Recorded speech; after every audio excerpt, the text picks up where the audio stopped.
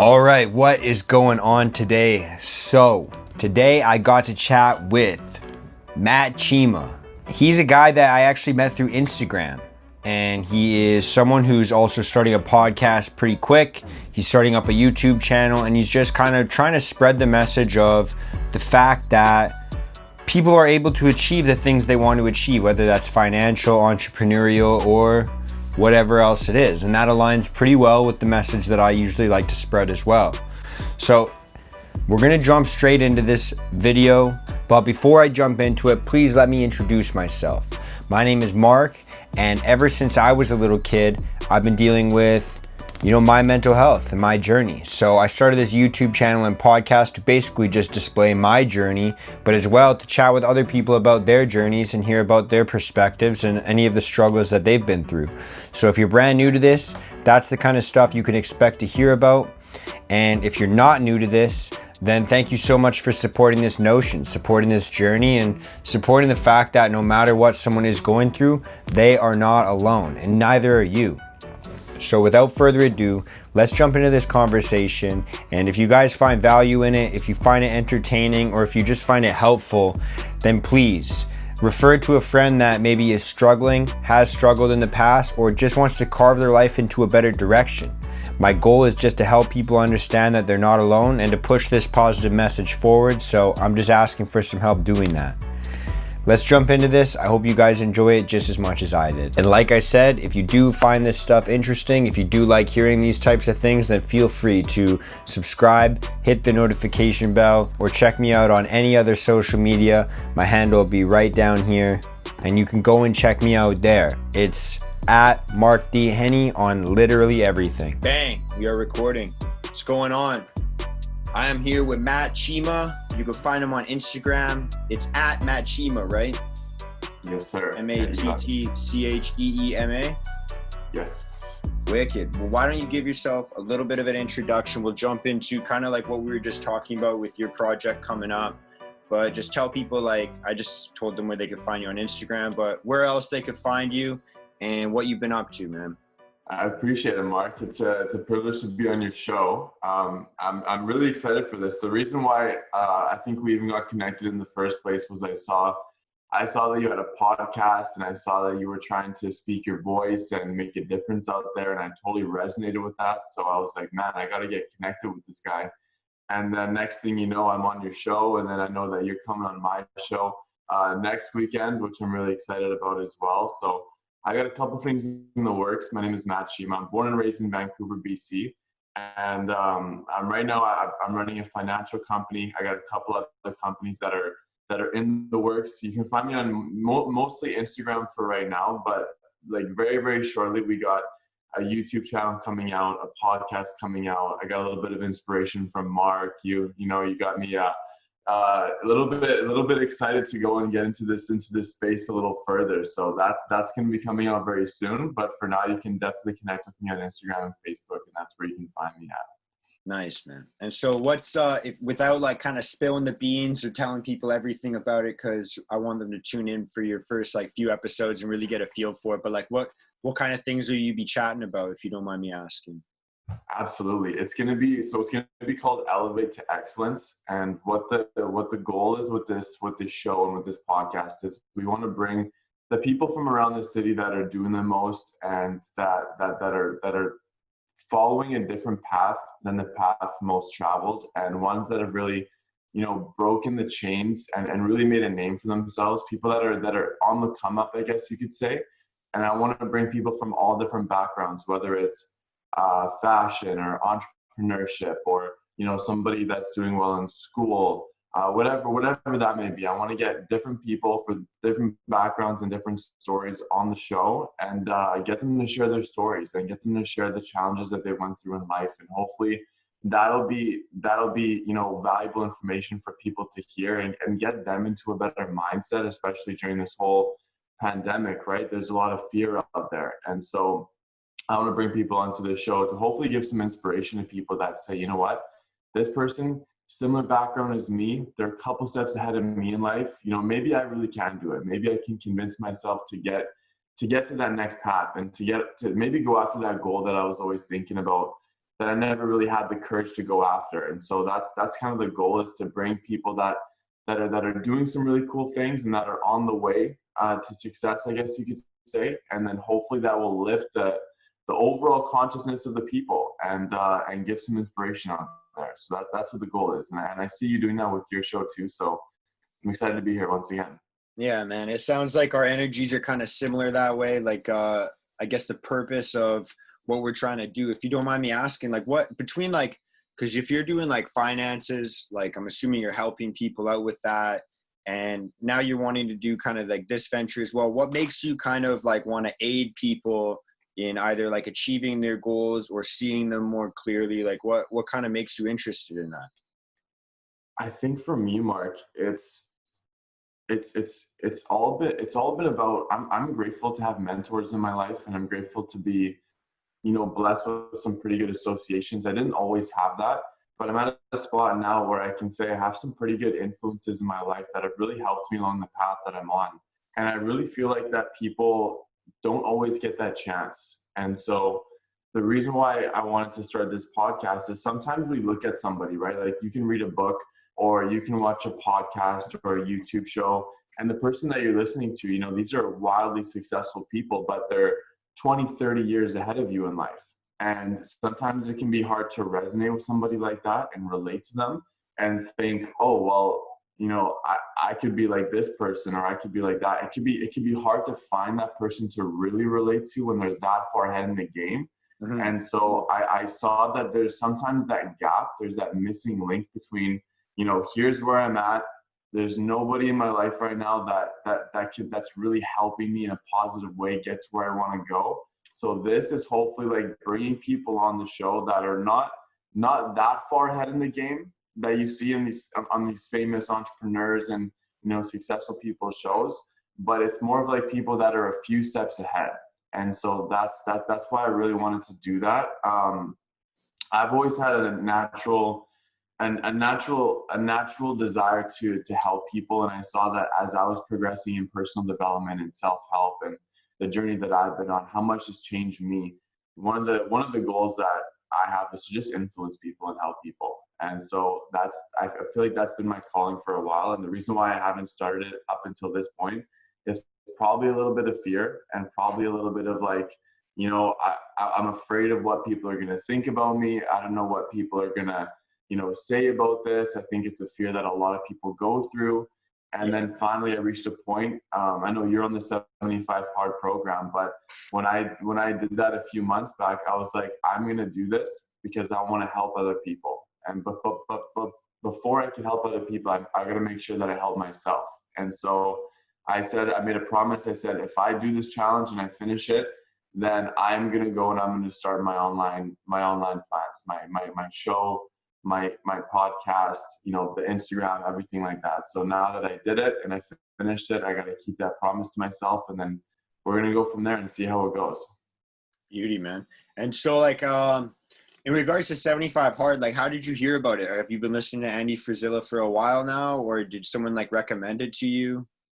Yeah. One of my mentors, he's somebody that's been in proximity for a little while now. His name is Ed Milet. I don't know if you've checked out Ed Milet at all, but he's really, really good friends with Andy, and he has one of the top podcasts out there, one of the top YouTube shows. Highly recommend him. He has some really, really cool people on his shows too.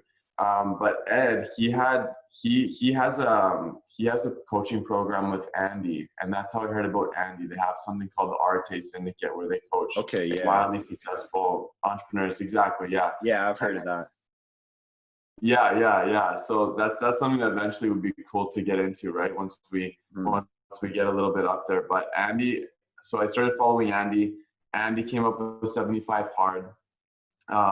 Last year, I actually heard about it when he first released it. And this was back in, I think, March, April 2019. Mm-hmm. And so funny thing is, Mark, I tried it a couple times last summer, but I failed. I didn't do it. The me failing, it stuck with me for the whole year. And I was like, oh my God, I cannot believe like I tried it and I failed and I didn't go and finished it. And so I had like lingering with me all the way up until this point in time. And then when we got into the lockdown, I was like, I gotta get this. I gotta go and do this now. Like, there's no better time to go and do a challenge than while we're in quarantine, while we're at home. Like, I'm either gonna get fit or I'm gonna get fat. So I might as well go get fit. That was the reason why I hopped back on that. That's sick, man. Did you like tell people you were doing the challenge at all? Either time? Sorry about that. No, you're all good, man. Yeah, I did. I told people that I was doing it the first couple times, and they saw me fail, obviously. And so that, that was one of the hardest things right there. Because when you tell people your goals, it's more of an accountability that way, right? It's like, well, if I don't do it, not only do I fail myself, but I also fail the people that I told I was going to do it. And so not only did I do it to accomplish it, but it was also to show people that I can do it as well. Like, and I want them to know that when I make a decision, I'm committed to it. You know what I mean? 100%, man. 100%. Yeah. That's why I was asking. Like, I wonder, like, I was going to see, like, if there was a difference, like, if you told people both times or just like the first time or just the second time. What did you feel like was the difference, like the main difference between the time that you like kind of failed? Because I'm like almost a third way through. And there's been a few times where I'm like looking at a candy bar or like, that's the biggest thing for me was like the nutrition, just cutting out the cheat meals, because he talks about in his podcast, he's like, like everyone thinks like once a week, twice a week, it's cool to have a cheat meal, but like your results come way faster when you don't. And that was totally me, man. Like I was definitely like a big cheat meal on the Saturdays, man, like every Saturday, but then it turned into all day Saturday, I could eat whatever I wanted. Right. And it compounds, like every little action compounds. So that's like the hardest thing for me. But like, what did you find like when you did try and you didn't succeed, just as like a tip for me, man? Like what worked for you and what didn't work? Absolutely. Great question, man. And to relate to you, the food was the most challenging thing for me as well. Most challenging thing. I think the first thing that I did to really make sure that I did it this time was I attached a huge why to the challenge. And so I knew why I was really doing it. I feel like the first couple of times I did it, I was more interested rather than committed. And it sounded cool. It sounded cool to me to be able to do this challenge and, go through it. But I didn't really have like a burning desire to really want to do the challenge. I didn't really know why I wanted to do the challenge. I think I was doing it more for other people and recognition rather than, myself. And so this time coming around, the first thing I did was I attached a huge why. And so when those tough days came, when I wanted to eat the candy bar, when I wanted to break the diet, I went back to that, and I attached that why so deeply into my identity, and I attached this challenge into my identity. So I was at a point where I was like, if I don't do this, I don't know who I am. And maybe that's healthy, maybe that's not. But I think for me, I'm quite a stubborn mind sometimes, and so I have to be a little bit extreme with it. But one thing I realized, Mark, is like getting onto this challenge. Before the challenge, I wasn't eating the best diet. Just being honest with you, I didn't have many disciplines. I didn't have many restrictions on myself. I didn't really have any goals in nutrition and health at that time. And for me, who was, always an athlete growing up and always fit in the gym and always, active and taking care of my body, I wasn't really happy with who I was in that aspect of my life. And so this challenge was kind of, for me to get back on pace and to really start progressing in those areas of my life. And so one of the things I realized hopping on, to go back to the nutrition aspect, is how much I used to rely on food to supplement the emptiness that I was feeling inside of me. Like I was so surprised. Like I realized that every time I felt low, every time I felt, unfulfilled or upset or frustrated or angry or any of these negative emotions, I would resort to food, right? Some people would, man.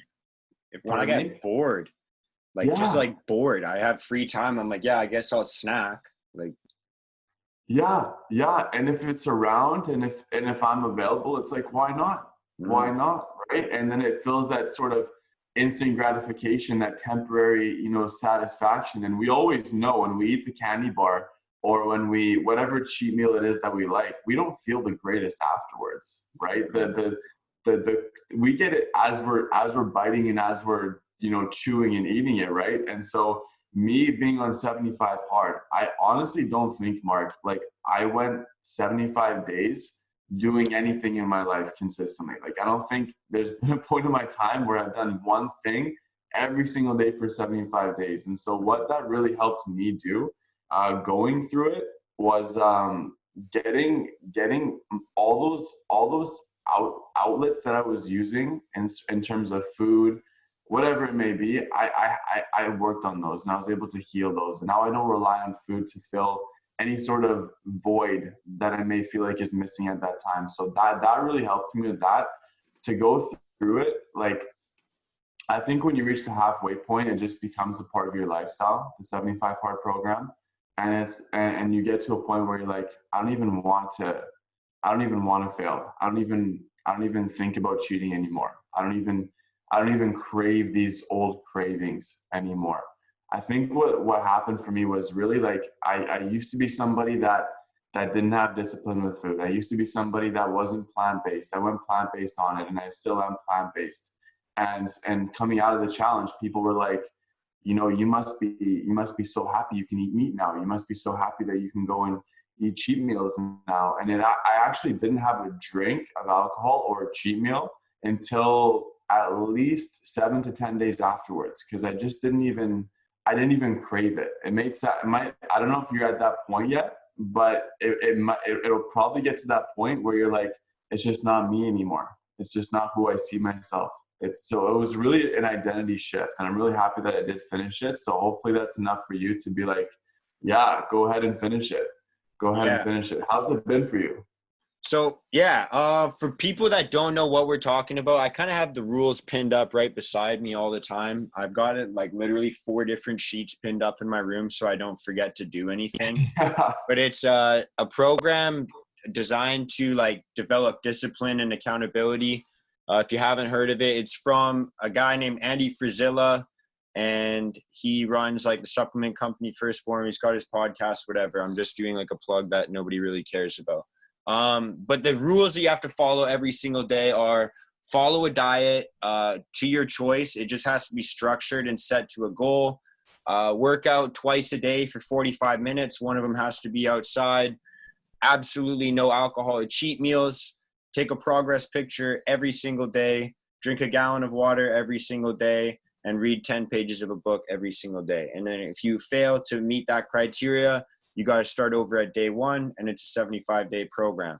I'm not saying this all so that like I'm saying I recommend this program for everybody. I don't think it is for everybody, to be honest. And I don't think that everyone really needs to do a program like this. I'm doing it for myself because I, like you, felt like I didn't have enough discipline in certain areas of my life. And I don't really see this as like a fitness challenge or like a health challenge or anything like that. I view it as like kind of like a discipline challenge. And, you know, there's a lot of things I've wanted to do in my life, but I've always kind of put them off. And I'm like, hey, I'll do it later. And so this was kind of like my attempt to crack down on those kind of behaviors. So I'm in the 75 days. I'm on day 21 right now. So I'm doing all right. And one personality shift, bro, I actually have noticed. This is actually something funny, and you said the same thing. Now, when I started it, I pretty much did it on a whim. When I heard about it last year, listening to his podcast, I was like, that sounds like a stupid program, man. I'm not doing it. And then this year, I was like, man, I'm really lacking discipline. Like, I wish there was a way to train that. And I was like, dude, I wrote that off, man. Like, I completely wrote that program off because I thought it sounded too stupid or too intense. And I just didn't really value a lot of the little things, like to read 10 pages a day or drink a gallon of water a day. But I was like, man, I got to do something because I'm tired of just like saying I'm going to do things and then I never do them. So I told like 2 or 3 of my buddies that I knew were like wanting to do something similar. I was like, look, I found this program like a year ago. I wrote it off, but now I'm willing to give it a shot. I messaged them. I was like, if you guys want, we'll create like a little group chat on WhatsApp and we can all do this program together. We'll all start on Monday. And they were both down for it. So I feel like it's kind of nice that I'm doing it with like 2 other guys, but this is where I was going with this. Sorry. I talked to my buddy, right? I hit my friend up. His name's Sargent. And I texted him while we're doing this. And I said, hey, man, at the end of this 75 days, when we can like eat like regular food again, instead of like going for dinner, going to a restaurant and just pigging out like all you can eat sushi or McDonald's or something like that. I was like, why don't we get together and just like kind of like make like a little potluck? Like we can like make ourselves dinner and like make like a huge dinner to celebrate. Like just like, you know, just like make like an actual meal, because doing this program, I feel like, dude, I'm cooking so much more. And it's like, you know, you might as well learn new recipes. If you're cooking like every single day, like what are you going to do? Eat the same thing every day? Yeah, you can do that for like 3 weeks. And then you're like, okay, this is it, man. Like I need something new to chew on. So I told him, I was like, dude, we'll learn some new recipes. And then at the end of it, like you cook a meal, I cook a meal, we bring it together, and then we'll just have like a little potluck to celebrate. And I was like, I don't even, it was a cool shift in like my personality, because the first 3 weeks I was like, dude, the second I'm done this, I'm going all you could eat sushi. I'm having pizza. I'm having wings. I'm having, you know, burgers. I'm having fries, onion rings. And now I'm like, dude, I just want to enjoy like an actual meal, sit down with people instead of eating out of a Tupperware, you know, like. 100%. And you've been managing that while having such an insane schedule too, hey? Yeah, dude. It's I'm kind of on the grind right now, dude. I told myself, you know, because I've got 2 jobs going right now, and I pretty much told myself I'm gonna do this like little stretch of working every single day as long as I can. Once I notice that like my energy is depleting and my mood is going down and I'm starting to burn out, then I could think about rearranging my schedule a bit more. But as of right now, I don't know whether it's like kind of the energy from 75 hard, or just like kind of feeling like I'm being productive, or maybe just because I enjoy my jobs more, but like my energy level doesn't seem to be suffering. I feel good. And like that comes like genuinely from the bottom of my heart, man. Like I feel good right now. It's like the first time I felt like this in a long time, man. That's so amazing. That's so amazing to hear. And I can completely attest to that too. Being off, I'm going on to the next part of the program, actually starting today, phase 1. I dropped off that a couple of times because it's one of the most intense things like ever. And because you got to do 8 critical tasks every single day. So you got to decide like at the end of the day, what your 8 tasks are going to be tomorrow. So not only do you have to do everything in 75 hard, but on top of that, 8 points, whatever it is, whether it's meditate an hour, make 12 sales calls, whatever it is, you got to do 8 tasks. And so for me, the reason why I failed on that was simply the time management and not having enough time in the day, and going to bed thinking that, okay, well, if I get 3 hours of sleep tomorrow, I don't even know what's going to happen to me. And I don't know if I'm going to be able to do 8 tasks again tomorrow. And so there's that inner battle the whole time. But going back to what I was saying, Mark, is when I was on, we think that the destination is sweeter than the journey, always, right? We're programmed to think that way, and I still think that way. But when I think about where I am now and how I feel and how I felt when I was on the grind doing 75 hard, I was happier and more fulfilled and more excited on the journey. As corny as that sounds, because we always get told, appreciate the journey, love the journey, you know, all that. And my mentality back then was like, oh, screw the journey. I just want to arrive already, right?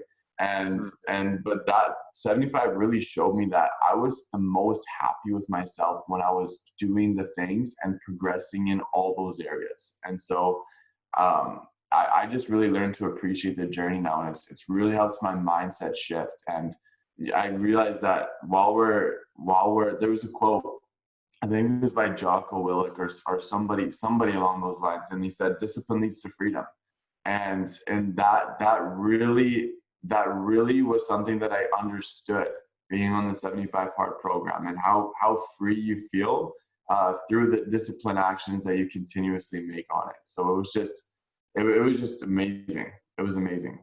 Yeah. I don't know if I'm at like a point where I feel super free right now, just because I'm pretty time constrained a lot of the time. But Yeah. one thing I am feeling is like more of a sense of self control. Like I feel like I'm a lot more in control of not just like my actions, but like more like my energy and but kind of my confidence, because there's been so many times where someone's like, hey, do you like, because I work in a restaurant, we have a bar there, so it's like, hey, do you want to have a drink, or hey, do you want to stay after work, or people offer to grab me a drink after work, or there's tons of different scenarios where people like will offer you food, and it's like I feel just more in control when I'm able to just say no instead of just like react to what happens to me. And just like sometimes you go to work and then maybe you don't want to eat the meal that you've packed, so you just order one, right? Like you just order lunch, you order dinner. Right. So it's like, man, I feel like I'm more in control and like less reactive to the world around me. I'm kind of just like living a little bit more with intention, which makes me feel a bit more comfortable every day, man. Like I feel happier that way.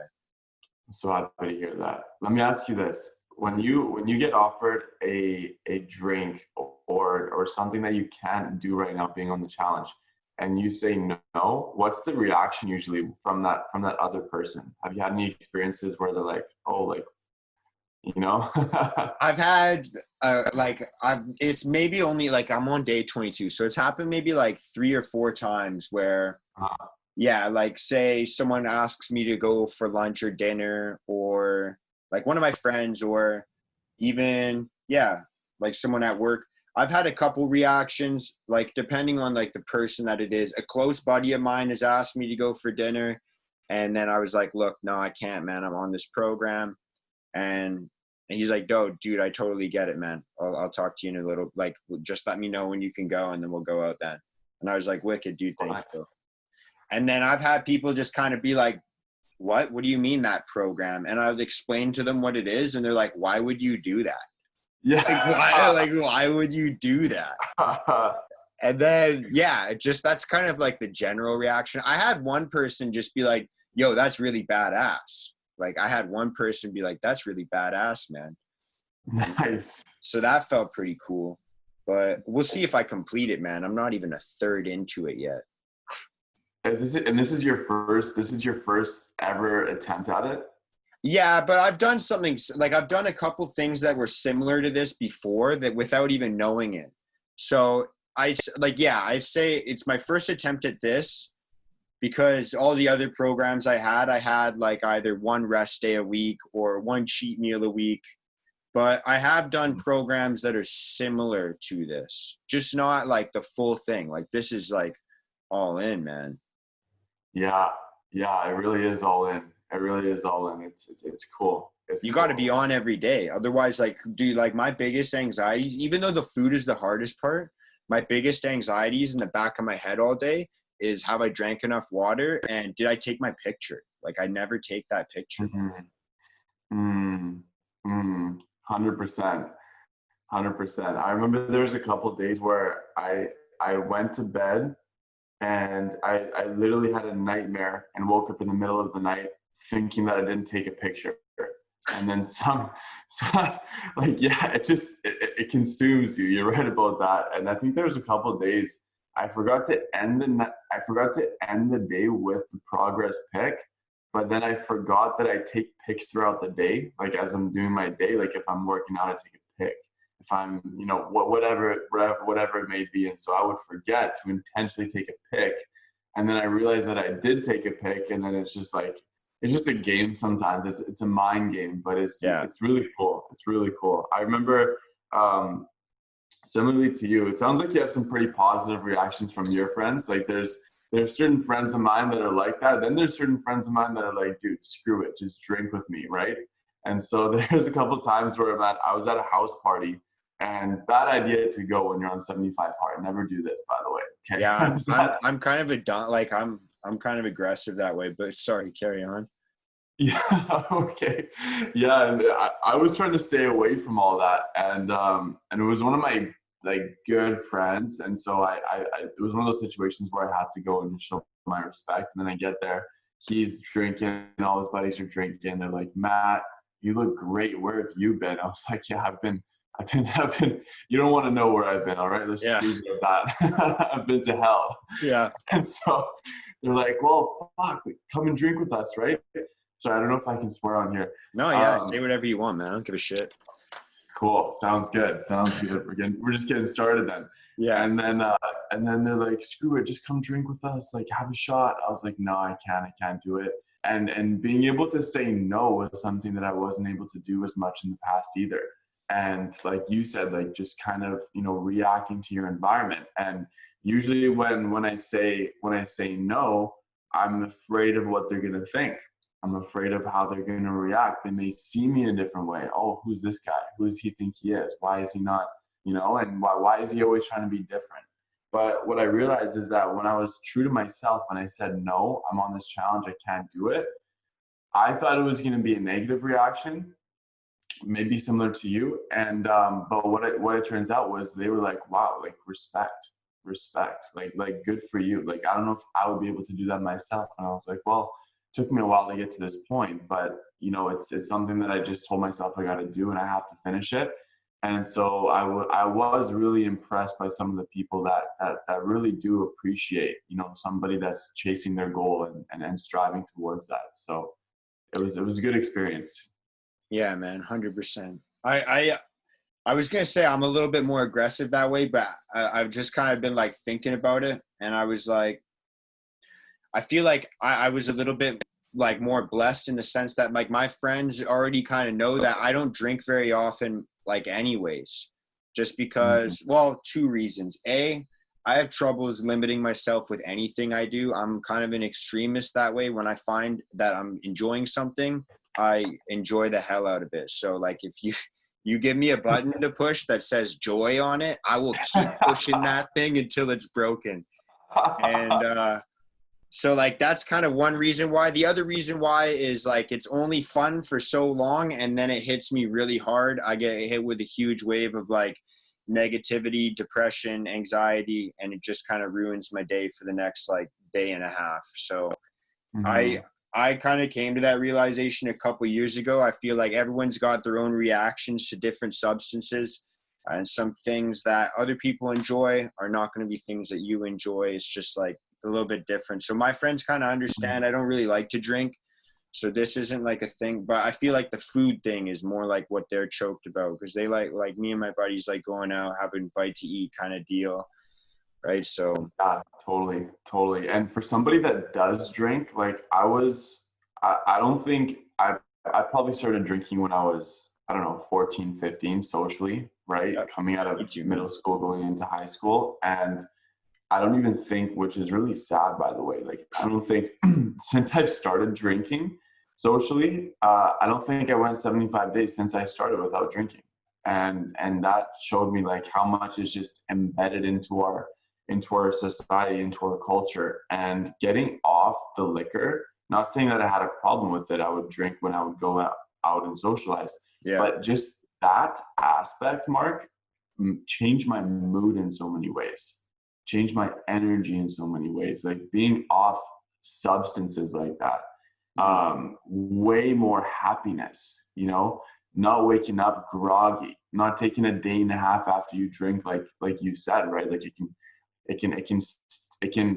can cause a downward spiral, because what happens is if I have intentions of achieving a goal, and now I go out and I do something like drink and get drunk on a night, and I'm taking myself away from what I really want to do, not only am I unhappy after I drink because I knew I shouldn't have done that, but now I feel the physical effects of drinking. And so the next day I wake up and I'm like, oh my God, why did I do that last night? Never drinking again. How many times do we say that? I'm never drinking again. And then what happens is now we get into a negative spiral of thoughts. And when I started thinking these first negative thoughts, I started feeling negative and I start feeling upset. And then when I start feeling upset, more negative thoughts come in. And if I don't have the willpower to get myself out of that loop, it can totally throw somebody off. And it has thrown me off in the past. And so getting off that for 75 days changed my relationship completely with food and completely with alcohol, which I'm really grateful for. Have you read the book The Upward Spiral? I have not. I have not. Who's it by? Hold on one sec. Hold on one sec. I'll write that down. It is by Dr. Alex Korb. I just cracked it open yesterday. So I got yesterday was like my first 10 pages. It looks like this. Okay. But yeah, you can see all my Postit notes that mark 10 pages every single day. So I just crack it to the Postit note, man. Oh, nice.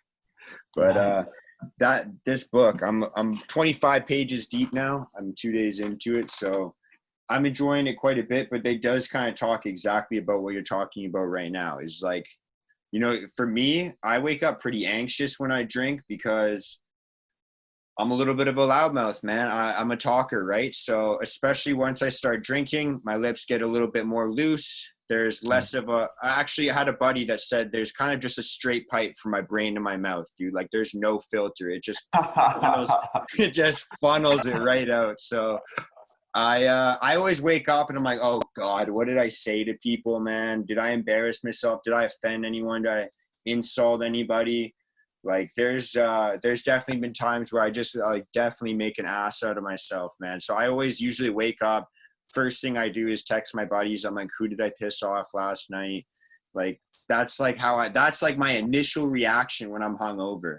Like that's how, like, I don't know why I'm like this, man. I just get super anxious. I guess I know why because I just explained it, but yeah, and I carry that anxiety for like a day and a half, 2 days. It takes me sometimes to snap out of it because it just continues on throughout my day. It just continues on and it gets worse. It's like a snowball, right?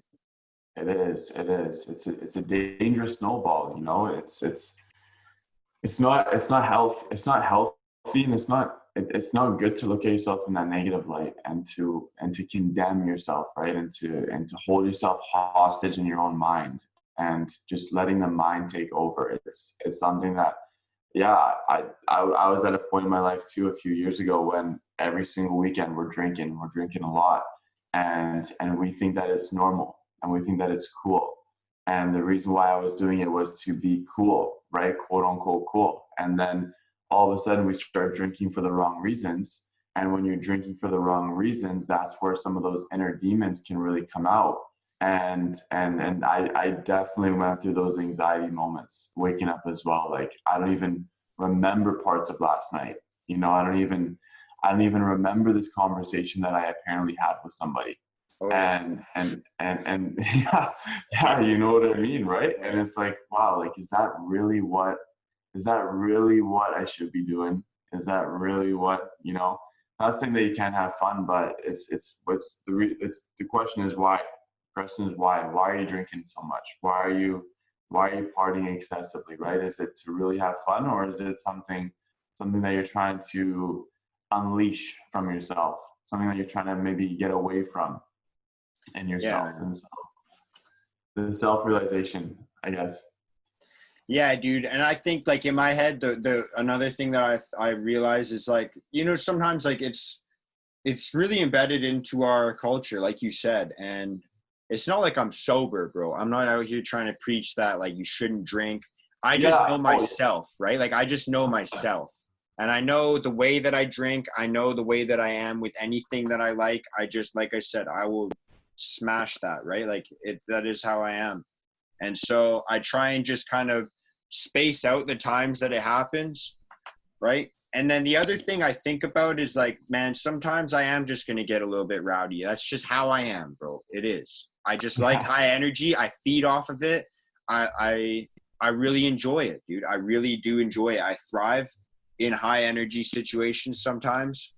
And I think it's fine. It's cool because everyone has that side. And if you do, then you got to let it out. You can't deprive your body of that, dude. Like that's just how it is. But it's not something I want to be known for. And so that's where the mentality switch happened, where it's like, okay, it's fine if it happens here and there. Like you're human, dude. You're going to make mistakes. You're going to fuck up. You're going to slip. It is what it is. But you just don't want to be known for it, right? So make it less common than anything else. Like if it's going to happen, dude, if it's going to happen, it's going to be like maybe your birthday, maybe New Year's, maybe like your best friend's birthday, you're going to go wild. Maybe you go camping. But just like do it intentionally. Do you know what I mean? Like, not just because you just get off work and your buddy texts you and he's like, yo, I've got like a bottle and I've got a couple of friends coming over tonight. You want to swing by? And you're like, shit, I was going to do some work. I guess I could do it tomorrow kind of deal. And then you get drunk and then you just hung over the next day. You don't do it. And then you're 2 days behind, right? Like, it's like, dude, it's fine if you plan it and you actually get your work done.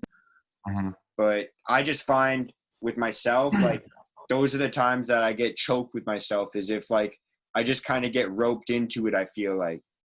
And then the times where I don't feel guilty about it is like the times where I've actually designated time. I'm like, hey, it is like we're going to go camping or I'm having a barbecue at my place type of deal. That's so important what you just said. That's so important what you just said. And that shift that I started implementing. I feel like you're my counselor speaking to me right now, man. You're speaking my ear. I'm appreciating this a lot, Mark. Oh yeah, that's what it's about. Absolutely, man. It's us in the flow right now, and then we're learning truths about ourselves, and it's helping one another. So this is it's beautiful. That shift though, it's something that I'm so eternally grateful for. And like you said, instead of you get called up and you get pulled into an environment where all of a sudden you're drinking and then you're putting other things off, it's like, no, this is exactly what I'm gonna do this month or this week, and I'm gonna get it done. And if I get it done, then this is where I'm gonna go at the end. I'm gonna go out with my friends, we're gonna get blasted, we're gonna go to the club, we're gonna go get a bottle, whatever it is, right? Whatever your definition of fun is. And so what happens now is, not only do you appreciate it more, but biologically, you are training your mind. You are training your mind to win and appreciate the rewards of hard work biologically. So now your mind is going to start understanding that if I work hard, there's going to be a reward at the end of it.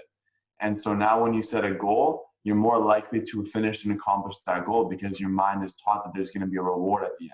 And so it goes to a deeper level as well. And so not only do you feel better when you're there, because now you're not thinking about all the things that you're overlooking or skipping because you did all those things, right? But now once you have that night and you have fun with it, you wake up the next day and you're like, wow, that's the feeling of working hard and celebrating. Now I can't wait to go and set a bigger goal and do something even greater with that. And so like, I'll give you an example. We have a couple close business partners of mine. We're setting some big goals from now until the end of the year. And so I got to do this, they're going to do that. Together, we're going to accomplish X. And if we all stick to it, we're all going to go to Mexico, 5-star resort. We already booked. Here's the thing. Here's what we did, Mark. We already booked the hotel. We already booked the flights. Everything is booked. So now we know that we have to go to work. So the intention has been set. And we know that if we want to go on that trip and enjoy ourselves, now is the time to work hard. Now is the time to grind and remember why we're grinding. And so when we're there over New Year's, we're going to be so satisfied and we're going to be so excited to come back and then do something even greater. So like you said, you can still have fun. You can still go get drunk. But if you just change the way that you approach it, it can change your life. Yeah, man. Well, I think that's like with anything, because I had so many times where, like as a teenager, I was like super into bodybuilding. I was kind of working out a lot more. I was much bigger. And, like so many times, time after time, I've had people be like, oh, do you want to go for sushi? Oh, wait, never mind. That's probably not in your meal plan. And it's like, dude, you don't understand what my meal plan looks like. Like, dude, like it's always, everyone thinks that, like kind of wanting to make yourself happier or wanting to make yourself healthier or more efficient or whatever you want to call self-development. I feel like people are always like, it's got to be all or nothing. Like you can't drink, you can't have fun, you can't have cheat meals, you can't go out with your friends, you can't spend money because you got to save and invest it all. You can't, like everyone thinks it has to be like on or off. Mm-hmm. And it's like, man, we're human. Yeah. Like, yeah. Do you not get that? Like, name a perfect person, because I can't think of one. No. Like at the end of the day, like it happens, man. It happens. But you just want to limit how many times it happens, and you want to limit like the negative impacts of it so you can actually soak in the positive impacts. Let me ask you this. Yeah. People try to go, because this is me, by the way, like you're describing me. I don't know how you know me so well already, but I am usually all in. It's all or nothing, right? It's black or it's white. And what happens is I will get excited about something and I will say, I'm never doing this again, or I'm doing this and that's it, like nothing else, right? And then I do well for a little bit, right? And then something happens and it throws me off and I fail. And then I'm so mad at myself, like I can't forgive myself, right? And I can't get over that because I failed. I failed in my mind. I failed at being human, right? I failed. No, I failed because I'm human. Yeah. But I'm not accepting that, right? So how can somebody get over that, Mark? How can you get rid of that all or nothing mentality? Yeah, I think it just like kind of stems, like the problem with it is like it stems from the assumption that it's like, yeah, I'm never going to do this again, right? And I think a better way to look at it is when you set a goal, you set up like almost like a contingency plan. So like I'll give you like kind of like 2 examples. So if you're like, say you want to read more, but you're like me and you're like high energy, it's tough for you to sit down. Like I can't even sit this long. I'm like moving around. I'm fiddling with my pens, man. Like, so if you're like me and you're like, okay, I'm going to start reading 10 pages of book of 10 pages of a book a day. Right. And, you kind of come from the assumption of like, I can't fail it at all. Otherwise I'm done for. And then you miss a day. And then like the next day you wake up and you're like, you didn't even notice you missed it the day before. And you're like, damn, dude, I can't believe I missed reading yesterday. I'm such a fucking idiot. Like, how could I not do a simple task like this? And then you get choked and maybe you like kind of don't read that book. Maybe you're like, you start blaming other things. You're like, maybe that book sucks. It's not interesting to me. I'll start a new book. And then you just go through these weird shifts all the time, right? But like, say you start from the very beginning, instead of saying, I'm going to read a book every single day, but then you set like one contingency plan. I read it in a book. It was called like the if-then principle. And so like when you set the goal in the beginning, you set up like a contingency plan. So like, I want to read a book. I want to read 10 pages of it every single day. And then if I miss it one day, I'll read 20 pages the next day. So it's like, if this happens, then this. So like, you're already coming from the idea or notion that I'm fucking human, bro. It's going to happen. Like I might miss a step. I might do this, but if this happens, then I'll continue on doing this. Like you set up a contingency for yourself. You set up from the state, like, dude, like, you know, like 2020 has been the perfect example of this, man. Like you can't predict what's going to happen. You can't predict it. But if you set up as many contingencies as you can, at least you're set up to the point where you don't have to spend that little like hour and a half of like, oh my God, I can't believe this happened to me. You can just take that time and whip it around already. It's like, oh, I knew this might happen, so I already have a plan for it. Right? Right. So like same thing, like if you have like a friend that, say like you go out and party all the time, you drink all the time, and you're like, okay, I still want to be friends with this person, but I can't be drinking all the time. I can't be doing this. This is like kind of a practical version of what we've been talking about. You can set up like contingency plans. So you'll be like, okay, I'm done with drinking. I'm not going to drink for a while, say 75 days. You have like a time frame. And then you're like, if I have a friend that asks me to party, then I'll decline and I'll invite them to go for a bike ride the next day. Or something like that, right? Like it's just like kind of unlimited contingency plans you could set up. And so like, that's kind of even the way I've been setting goals recently, is like, I'll set my goal and then I'll just try and think of as many if-thens. Like, it's like, okay, if this happens, then I'll do this. If this happens, then I'll do this. And that limits not only like, you don't feel like a failure anymore because you actually feel like a boss. Like you feel like you're like, dude, I've already got a plan for this. Like I knew this could happen. I've already got a plan. So you spend so much less time like A, talking down about yourself, but also B, trying to figure out what to do next. Right. I know that's kind of a really long answer, but like that's kind of my best way to answer that. No. That's good. And if I were to take that and just break it down, two things that I noticed there. Number one is the use of definitives and how dangerous that can be, right? Saying, I'm never going to do this again, or I'm only going to do this again, or I'm going to do this forever, right? No, nobody's God out here, right? We can't tell ourselves those things and expect ourselves to love ourselves if we're so attached to the idea of a definitive. Well, and maybe your goal changes too. Maybe your goal changes. Maybe exactly. And what happens is self-confidence. One of my mentors said this. He said, self-confidence is built through keeping the promises that you make to yourself. Meaning this, I say tomorrow morning, I'm going to wake up and make my bed, follow my morning routine before I go to work, right? I wake up, I do those things, I go to work. I'm feeling pretty good about myself, right? I say tomorrow I'm going to do the same thing. I do it again, feeling even a little bit better about myself now, right? I start walking with a little bit of swagger, right? You can start hearing it in my tone of voice when I talk to people. And so the more I start keeping those little promises, the more that self-confidence is going to build up. And the way that I see myself changes. And when I change the way that I see myself, the way that other people see me changes as well, right? Because your outer is a reflection of your inner. I'm a believer in that.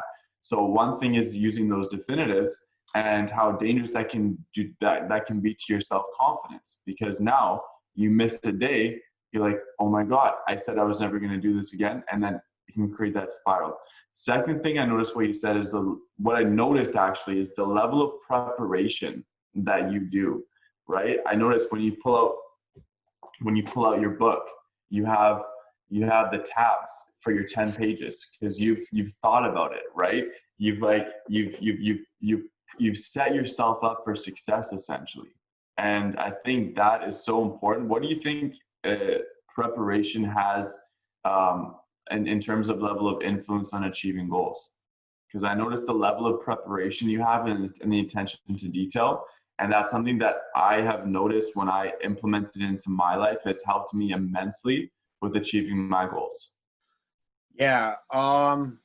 Well, I wasn't always like this, man. It's only probably been like a year since I've been like this, maybe 2 years. So like, I wish I kind of was like this earlier, but yeah, like discipline and diligency was something I always struggled with. I've always been somebody that learns by failing, man. I can't be told anything. I'm kind of thick-skulled that way, dude. Like I just, it is how I am. And so like I've always learned from just kind of failing and just like losing and then being pissed off by that. But in terms of like preparation, I think it is essential, but I think it's essential like that you kind of figure out how it works for you because not everyone prepares the same way, man.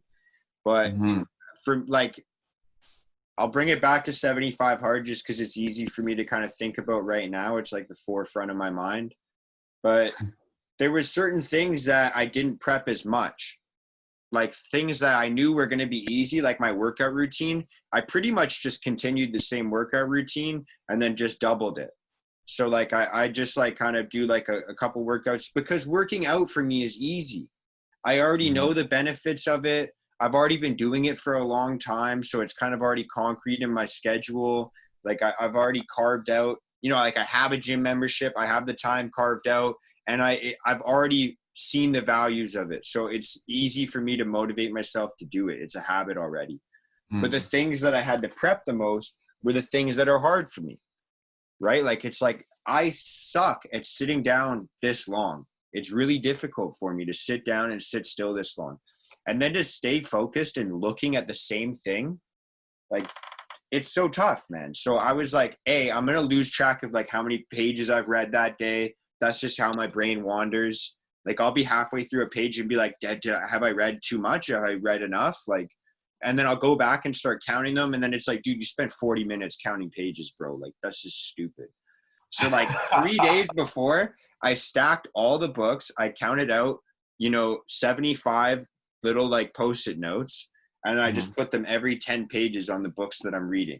So I already know how many books I'll read during this time. I know which books there are.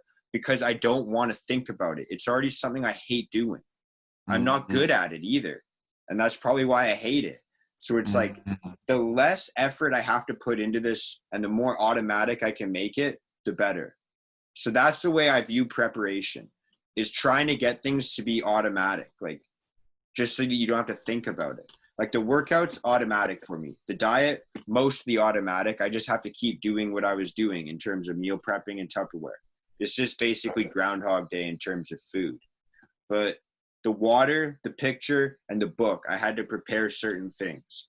Each of them like different things. Mostly alarms in my phones, and then situational cues. Like my picture happens after I shower. That's just in my head all the time now. So it's just an easy time for me to do it. I'm in a mirror. I'm like ready for the progress picture. I just showered. So I think it's allowing yourself to win to a certain extent, you know, and setting a goal and knowing exactly like those that if then concept, right? Like I'm going on a challenge. If this person approaches me with something that's not aligned with what I'm doing, what am I going to do, right? Yeah. Or if everything is going my way during my day, and then all of a sudden I get a phone call from my mother and she needs me to come over immediately and help her or something, what am I going to do, right? Like thinking about those possibilities that could happen and having a game plan in your mind of how you're going to react to those things, it gives you that sense of control over yourself instead of being in that environment like you were saying. And I think on top of that, like I'll share a story about preparation as well. One thing that I tried last week was one of the most intense weeks of my life because I did a full week of the phase 1 program, the 30-day program after 75 hard. And so I knew that I had to be focused. And so what I did every single night was I finished my day.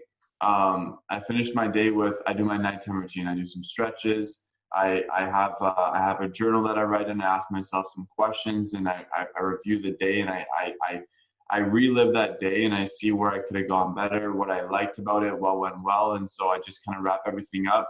Once I wrap everything up, I take a few minutes and I pre-plan my next day. So I look at my calendar, I look at all the things that I got to get done.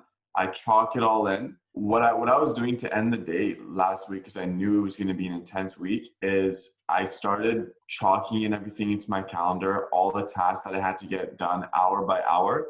And then I would spend 10 minutes, simply just 10 minutes, sitting in the dark, closing my eyes and visualizing how I wanted my next day to be.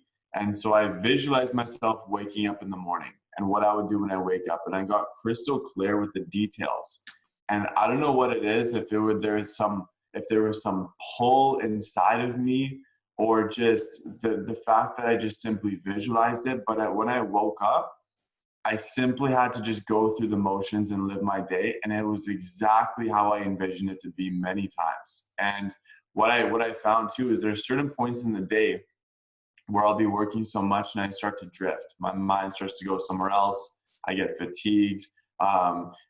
Maybe I get a little bit just distracted and I start going on my phone and I start going on Instagram and I start scrolling, whatever it may be. But I don't know what it was, Mark, but I was just so pulled.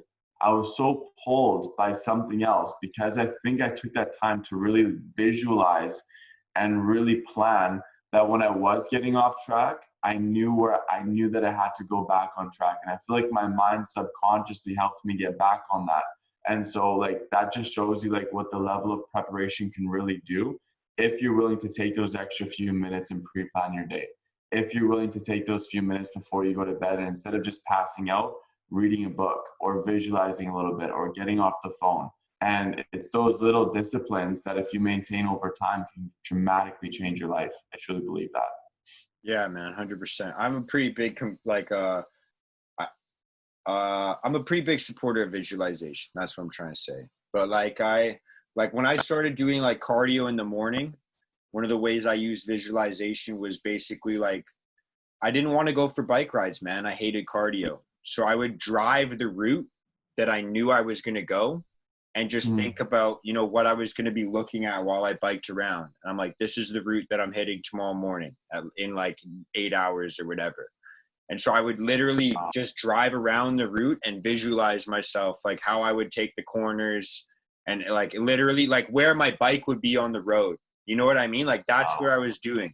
It's just to psych myself up, dude. Like I have to feel like that Rocky mentality, like the underdog mentality. Like that's how I push myself. But I love that. I was going to ask you, man, for someone, say like someone's listening to this and they're like, I'm not down to do this 75 hard thing. Maybe they're in the same spot as I was a year ago. They're like, I don't care about that. I'm not reading a book. I'm not taking a progress picture every single day. Like maybe they're just like, or maybe they're in the not in the best state of mind right now. And they're like not even really like able to do something like this because the workouts are just too hard for them. They can't even get out of bed in the morning. They're maybe anxious. Like how do you think they could use like visualization just to make small improvements in their life? Totally. I think the most important thing is to realize that you are not alone. Number one, if you're listening to this, you are not alone, and you are loved, and people love you, and whatever you believe in, right? Whether it's God, whether it's the universe or energy, you are loved by something beyond what you can understand, and there will be brighter days. I believe that in order for light to really illuminate, you have to be in darkness. And so as much as, getting out of bed can be difficult and not believing in a brighter future can be difficult, we have to understand that there's seasons in life. There's fall, there's winter, there's spring, there's summer, right? And so there's ebbs and there's flows. We don't realize that when we go on Instagram, we see everybody's highlight reel, right? And we see the summer all the time, and we think that's how our lives are supposed to be. And so it's easy to get into a place where we think that our lives don't matter and our lives aren't worth living because we're not living that highlight reel that we see all the time when we tune into social media. And so what I've come to understand just through reading and personal development is when we wake up in the morning, the first thing we got to take a look at is the first thoughts that come into mind. And when the first thoughts come into mind, are the thoughts that come into our mind thoughts of the past and thoughts of our problems, challenges that we're currently dealing with in our past, present reality, or are we waking up and inspired by a brighter vision of the future? And for a lot of people that are in dark times, because I've been there, right, and I still go through that, it's usually because I wake up and I immediately start thinking of all the problems in my life. And what happens is when I start thinking about those problems, I'll then tune into social media and go on my phone right away in the morning. Worst thing you can do, by the way. And all of a sudden I see everybody happy, and then it makes me even worse. And so I think for somebody to get out of that situation, don't feel like you have to go and do something drastic. Don't feel like you have to go and move to a new place, right? Get a full makeover, like just completely change your life, because you may be able to do that short term, but eventually you will fall off and spiral back into that same routine that you were in before. And so I think little things that you can start either adding or subtracting can start building that upward spiral that you talked about in that book, that upward spiral, right? And sometimes, Mark, by the way, subtracting is easier than adding. What can we subtract, right? When we wake up in the morning, make sure that this isn't the first thing that you go on. You can go on your phone, right? But maybe instead of going on your phone right when you wake up, first you go and you shower, you brush your teeth, whatever your routine is, and then you go on your phone. So you take back a little bit of control when you wake up in the morning. I think that's so important, right? Subtracting something like that. Next thing is start maybe thinking about where you want to go in life, right? You don't have to take extreme action, but maybe start thinking about, where would I like to see myself ideally in 5 years from now? Ideally in a year from now, or 3 years? Or what are some things that I really get passionate about in life? And one thing that I did last year was I took a journal and I wrote down, what are the 100 things that I'd like to accomplish in my life? And this was at a point in time where I didn't have any willpower and I didn't believe in myself. But I just started writing. I was like, if there was no limits, if I could do anything I really could set my mind to, what would those 100 things be?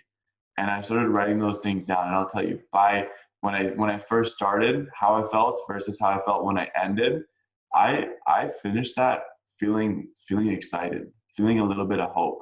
And so I think if you just get a little bit clearer on where you want to go in life, and then you start taking little actions, it could be as little as just starting with the phone, or even maybe go off of social media for a few days. I did that for 2 weeks actually during COVID. I broke my phone, and then because of COVID, it was tough to get a replacement phone, and so I was kind of forced into a break. But it actually ended up being the best break that I ever could have asked for. My mood went up. I just felt better. I felt cleaner about myself being off social media for a little while. And so maybe a break is what's needed, but even just little things. I keep saying little things, but seriously, little things will eventually lead to big things. We think that something is so minuscule that it's not going to matter, right? Like reading 10 pages a day is so minuscule, right? But if you do 10 pages a day for 30 days, how many pages is that? That's 300 pages. That's what's a full book, right? Yeah. If you do 10 pages a day for a year, that's 12 books, at least 12 books. Now, if you measure that over 2 years, 3 years, that's 36 books by just reading 10 pages a day. Where is your mind going to be when you're 36 books further in growth versus no books further in growth? So those little things that we neglect really do compound in our lives. And I think if you want to get out of that darkness, first of all, accept it and know that it's going to pass like everything else does in life. I think we think sometimes when we're in a bad spot that it's going to stick with us forever. So just realize that this storm too shall pass, and start doing little things, and you'll see you'll start going towards the light, I believe. 100%, man. I actually, yeah, dude. I like for a long time, man, like when I was in like a really, really, really dark place, like there was little things that I just neglected, man. And I never even read a full book until probably like 2 years ago. I'm 25, so like I don't think I read a full book like cover to cover until I was probably like 22, 23 was like the first time, dude. Like I never read. I didn't care to. I'm not good at it. I don't like sitting down for that long. It's not interesting for me. I was kind of like a class clown growing up. No, I didn't think it would be cool to get good grades, and I just wasn't good at it. So like I would just kind of Google what the books were about, or like ask my buddies. I never read them in school, and there was no way I was going to read outside of school. Like the only time I read was like in school when they're like, all right, sit down for 20 minutes and read. And I just read comic books or something like that. Like, I never read a book, but just like kind of doing something for me, at least, that I'm not good at and something I don't like every single day, just kind of knowing that I have to do it. Like that kind of gives me a little bit more confidence. And then I've read quite a few books now in the last couple of years. Like I've got a pretty substantial stack of just books that I've read, because I've told myself now, like if I carry one around and I get to say like work 10 minutes early, then I can crush a couple pages. And like just like doing something like that with my time instead of rolling through Facebook, which I usually would do, or YouTube, then I kind of feel better with myself. Like I just feel like at least you're doing something that can help you out, right? Like I just felt like that's kind of the way it was. But I've had times where even like in the darkest days, like, dude, like you just don't even do things like simple things like brush your teeth every single day, or like, like take a shower every single day, or like you're wearing the same clothes for like a couple of days in a row type of deal. Like, like just neglecting those little things. Like you say, like I keep saying little things, man, but that is kind of, there's no big things without little things, man.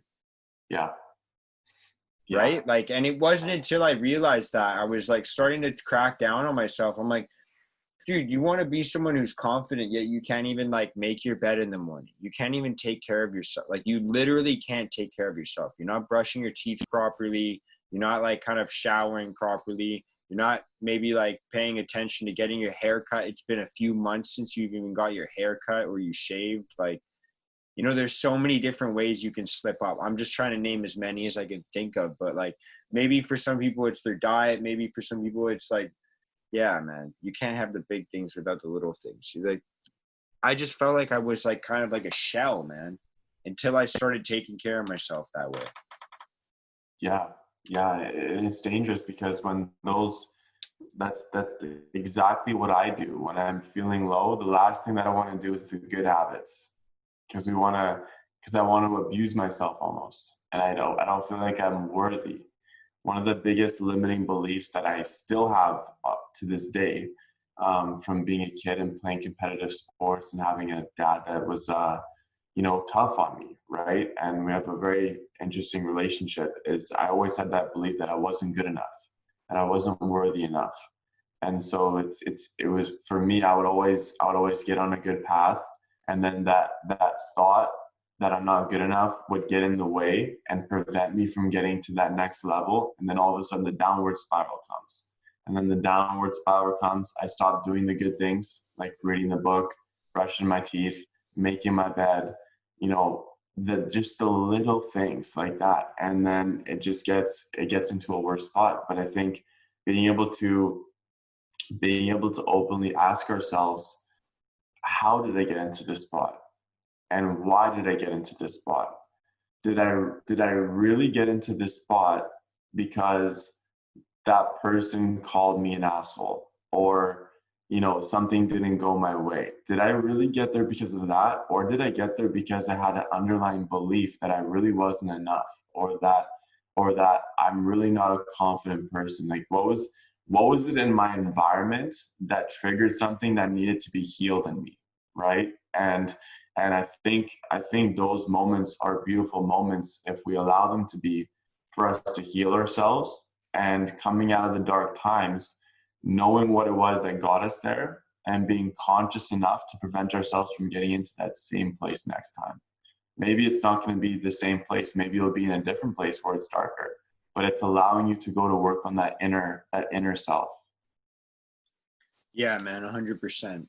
It's it's funny, man. I feel like so many people feel like that same struggle of like not feeling worthy enough, not feeling good enough, not feeling like they are able to do certain things. Like, how did you kind of notice yourself feeling like that? Because a lot of the times, like I've been struggling with something, but I don't even notice that that's actually what I'm struggling with.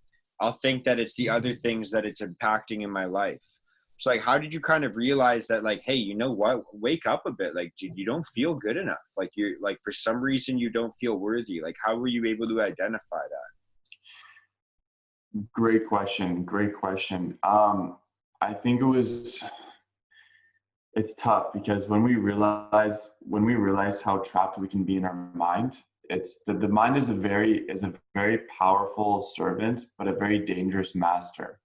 And what happens is when we're living unconsciously, right, which means that the monkey mind, right, the mind that's always thinking about something, the mind that's there's a million things going on all the time, and when I'm talking to you right now, my mind is somewhere else, and that's what happens with most of us out there, right? It gets to a point where the mind is running us, and as long as the mind is running us, the mind is the definition of the ego. The ego is the definition of ourselves, right? And as long as we're in that, we cannot see that. We cannot see our unconscious behaviors. We cannot see our insecurities and our limiting beliefs because we're acting in them.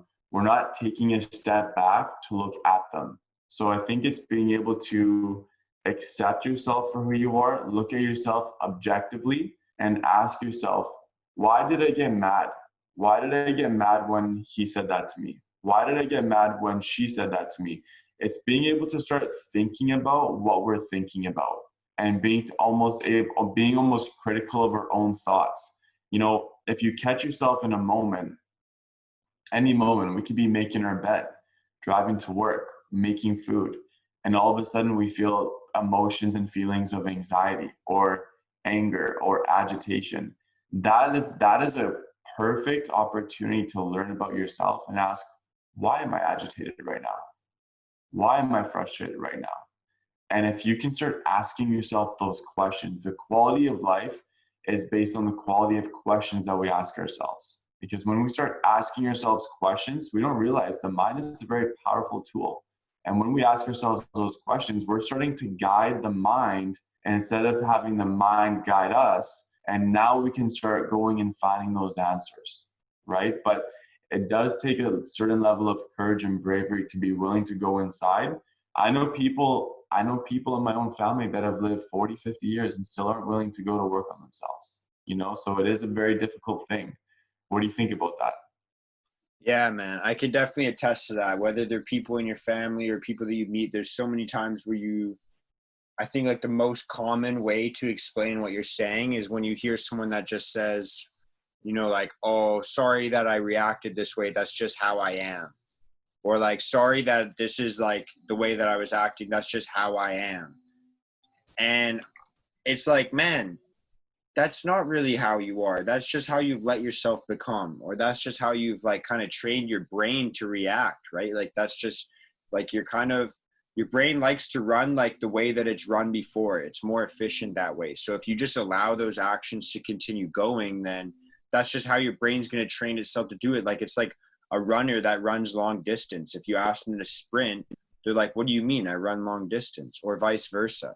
Like that's what they've been training to do, right? And so it's kind of the same thing. Your brain just kind of is training the whole time, but then you just might not know it.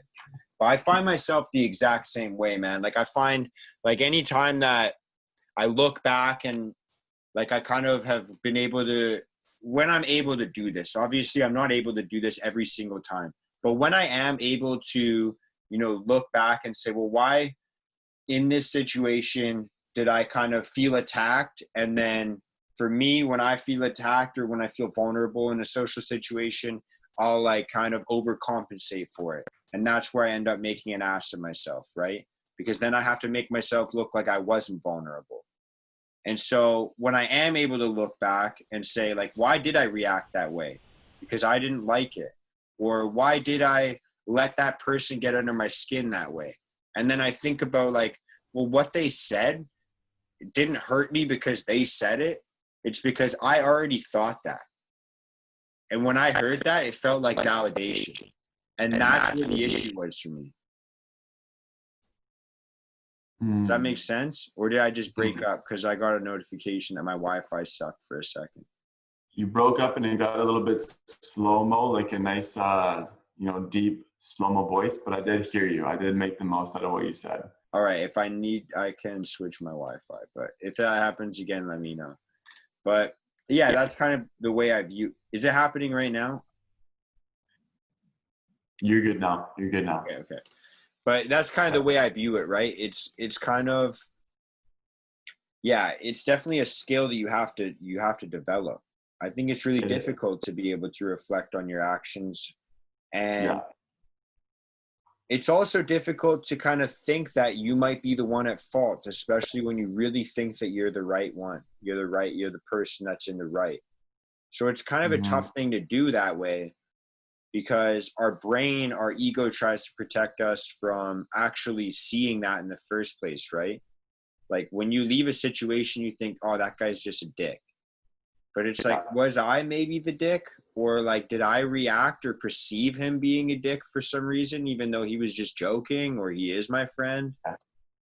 Yes. And that goes so deep. That goes so deep. And it's the victim mentality that we have, where we don't want to take blame, and we don't want things to be our fault, because if we do, then the ego is going to get hurt. So the ego, like you said, is going to try to do everything it can to make us okay and not be at fault for anything, right? So we can keep reinforcing that same identity. Oh, I felt bad because that guy was an asshole, right? So I'm validating those feelings for myself. And one thing that we don't realize, that if we don't change our personality, we're not going to change our personal reality. Things aren't going to change until we change. And so how can somebody change if they're telling you that they don't have any control over the things that are around them? One of my biggest pet peeves is excuses, in my company at least, because I try to set a good example of not making excuses. if I didn't achieve my goal, it's because I didn't go and do what was required to do. I am not going to blame the weather. I am not going to blame CNN. I'm not going to blame Instagram. I'm not going to blame my mom. I'm not going to blame my car breaking down, because what happens, Mark, is if I put the blame onto all these people, right, as to why I didn't get to where I wanted to go, what that's telling myself is that I have no control, and that these things in my environment have more influence on me than I do. And if they have more influence on me than I do, then I'm never going to actually see change in my life. The day that you take full responsibility for everything in your life, even if it's something that has nothing to do with you, right? This guy was an asshole to me, my fault, right? How could have I been better, perceive this in a different way? Maybe not even put myself in the situation. Maybe it was my fault for just being there, and that was the only thing that I could take fault for, right? But as soon as I make that switch from being a victim and saying, okay, I'm going to take full responsibility for everything, what that does now is those 5 cards that I was blaming before are now in my deck, and I have control over those things. And if I take control over those things, I can take control over my life and change my life. Yeah, and I think that I found with myself, accepting the fault or accepting the blame was really difficult for me in the beginning, because I was somebody that just liked to blame other people, and I just like kind of felt like things happened to me, right? Like that's how I always felt. Like I was like, oh, how did this happen to me? And then I kind of started thinking about it in the sense that, you know, even if I am the guy who's right all the time, even if I am, right?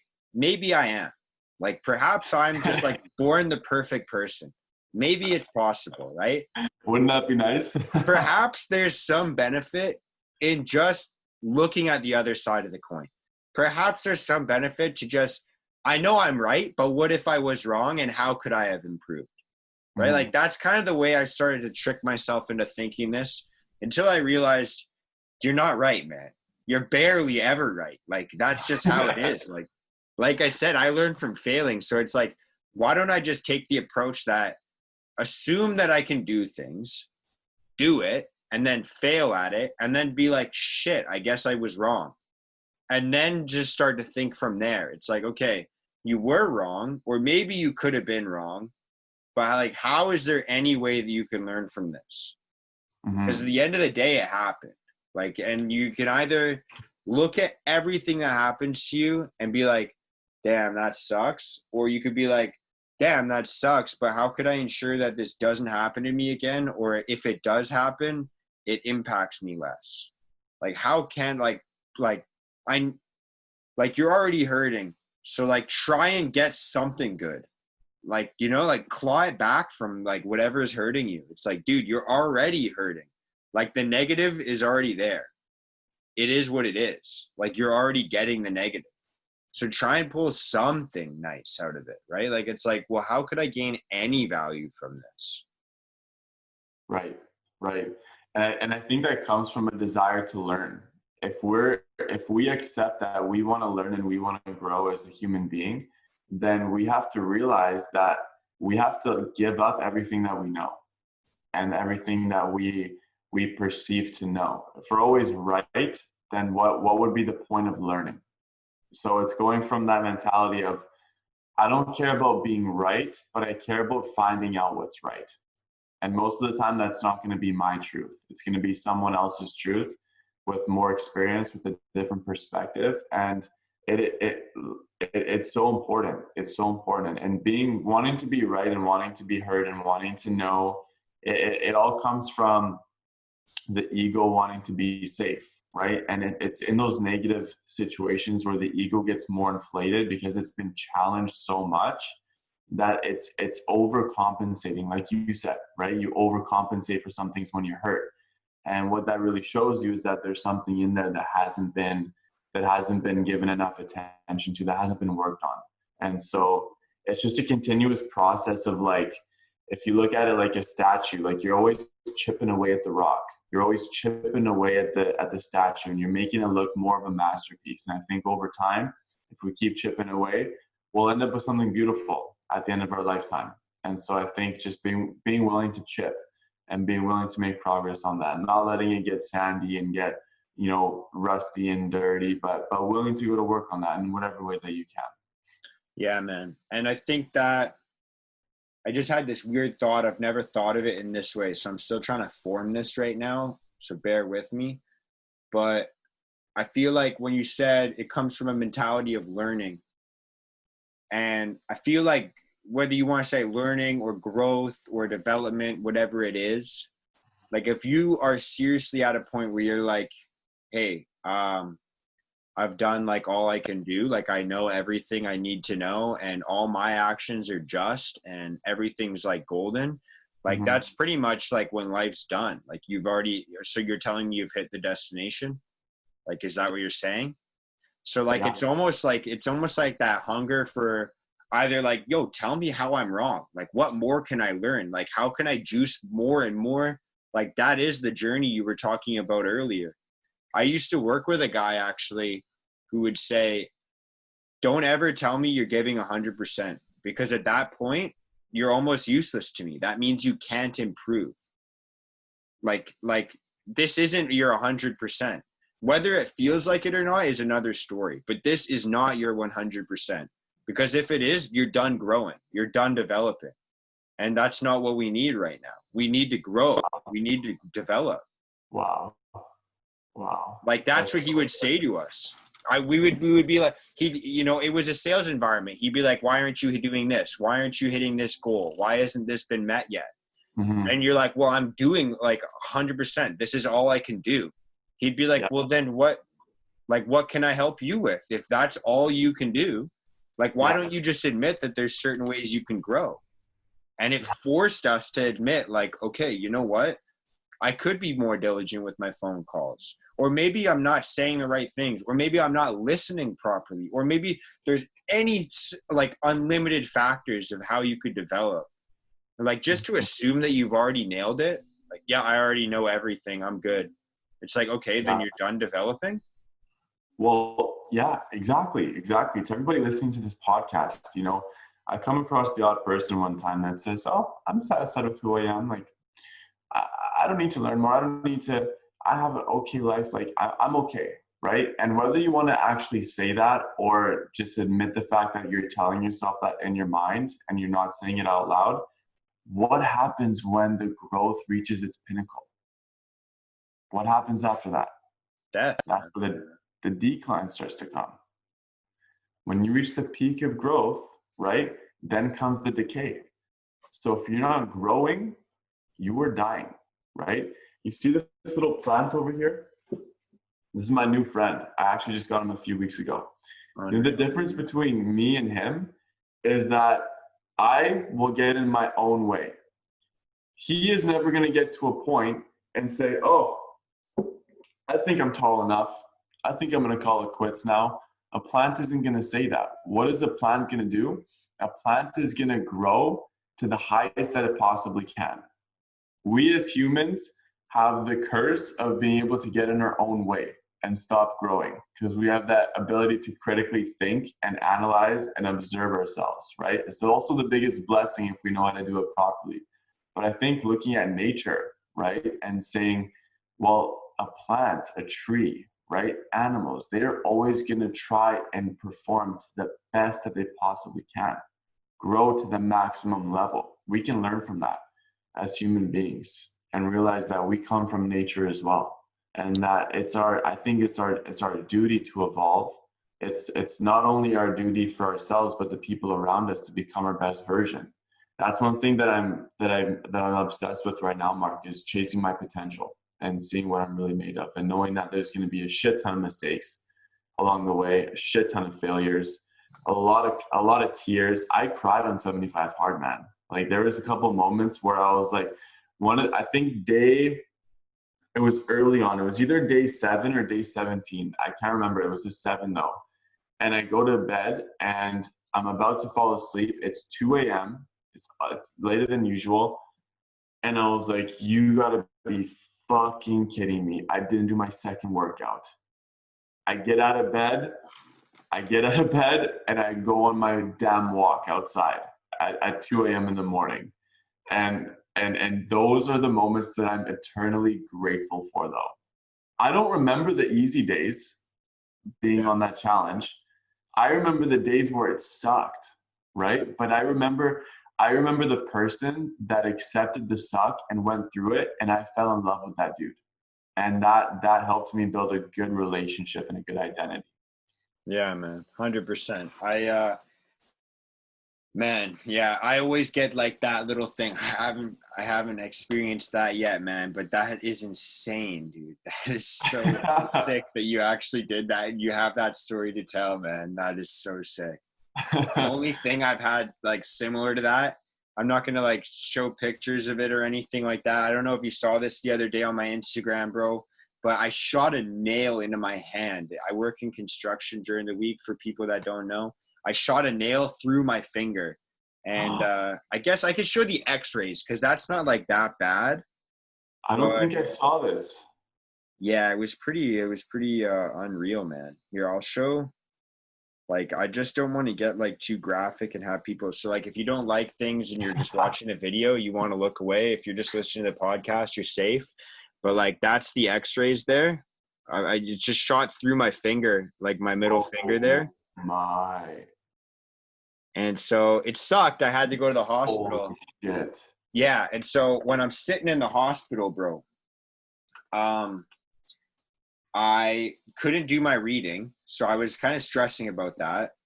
And I was like, I'm hungry and I can't just like buy food. Like I like have my food prepped, right? And I didn't have it with me in the hospital because I didn't plan on shooting myself in the finger.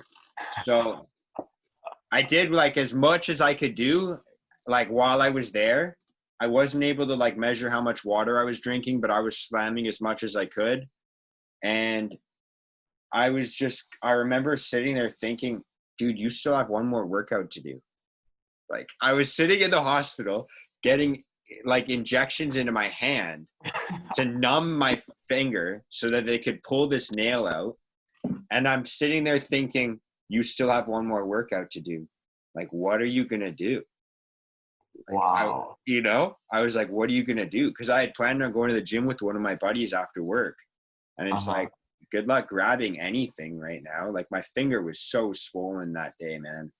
But I just looked at the doctor and I was like, yo, I'm going to go work out later. But like, just let me know right now in terms of like not infecting this finger. Like what am I able to do? And she's like, you're kind of being a pansy about this. Like you can pretty much do anything other than grab things really hard. So like maybe don't lift weights, but you're good to go. And I was like, wait, yeah, dude, you can do anything. Like just go for a run, like go for a bike ride. Like, it just shows two things. It shows how fast we doubt like what we're able to do. Cause I was like, I got a nail in my finger, man. I got a nail in my finger. Like, how am I going to work out? And she's like, what do you mean? Go for a run. And I was like, oh yeah, I could just do that. Like solution was right in front of my face, man. Wow. But I was so like, for her for challenging you like that. Yeah, she didn't say it in that way, but that's kind of the message I got from it. Like she was just like, it's your hand, dude. Like you can go for a run. You can do anything.